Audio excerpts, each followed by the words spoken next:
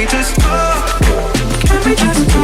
Think about where we're going. Can we just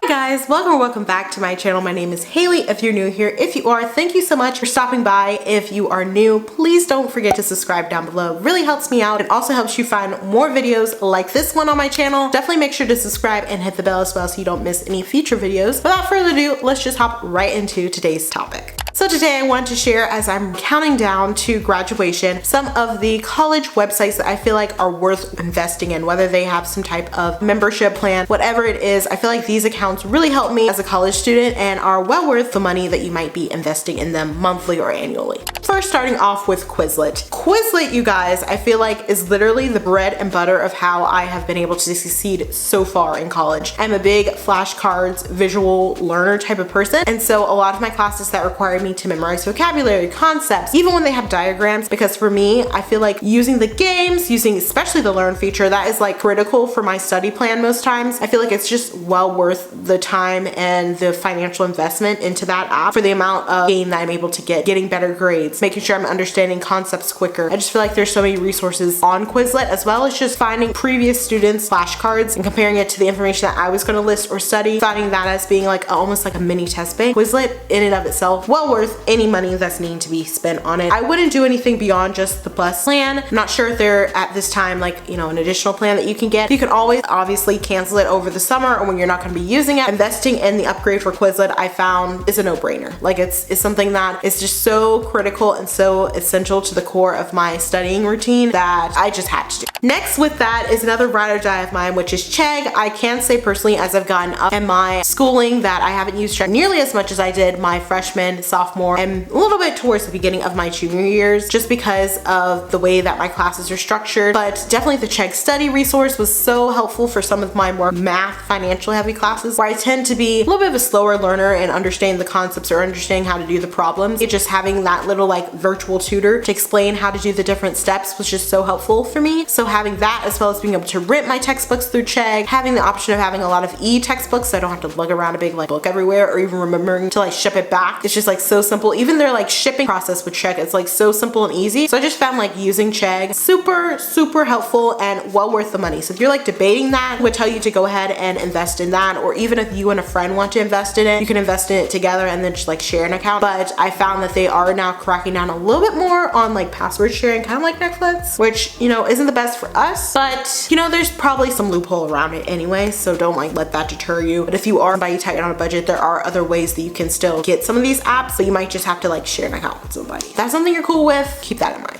And the next thing is just searching for free PDFs of textbooks. This is something, again, that while it's free, so it's not like an actual investment, it's well worth your time and your money because you're investing in something and it's free versus having to invest in actually renting or even sometimes buying textbook material, which can get very expensive, very costly, and it can add up really quickly. So if you can find the textbook online, you are a lifesaver. There's been so many times, again, I've mentioned before the power of being in group chats and being in GroupMe, where I've been in a GroupMe and somebody's found the free online textbook and put in the GroupMe and said, hey guys, I found the textbook, you can use this PDF, and it saved me hundreds and hundreds of dollars. Would opt for, you know, taking the extra time to hunt and see if there is like a free PDF somewhere out on the internet instead of just immediately going to go rent or even buy the textbook. Another site would be obviously the thing we're on right now, YouTube. I love using YouTube as a study educational tool, even just hearing other professors lecture on some of the material that I'm learning in some of my classes. Sometimes it helps the information click for me a little bit better. I don't know if I'm just the only one in that way. Just finding like other resources and study websites through YouTube, especially if it's something like